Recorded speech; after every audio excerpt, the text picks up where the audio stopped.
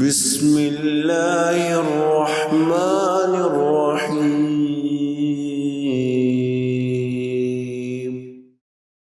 اہل سیر کی روایات کے مطابق حضرت آدم علیہ السلام کی تخلیق سے 2000 قبل فرشتوں نے اللہ تعالیٰ کے حکم پر بیت الحرام کی تعمیر کی۔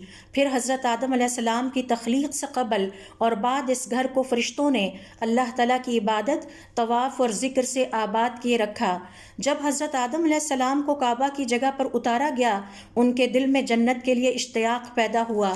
اللہ تعالیٰ نے ان کی طرف جنت سے حجر اسود کو نازل فرمایا۔ یہ جنت کے قیمتی پتھروں میں سے ایک تھا۔ حضرت آدم علیہ السلام نے حجر اسود کو تھاما اور سینے سے لگا لیا۔ آپ صلی اللہ علیہ وسلم کا ارشاد ہے، جنت سے حجر اسود کو نازل کیا گیا، اس وقت یہ دودھ سے زیادہ سفید اور چمکدار اور روشن تھا۔ پھر بنی آدم کے گناہوں اور شرک کرنے والوں کے استلام کی وجہ سے یہ سیاہ ہوتا چلا گیا۔ اگر یہ بنی آدم کے گناہوں سے سیاہ نہ ہوتا تو اسے کوئی بھی مریض اگر چھو لیتا شفا پا جاتا۔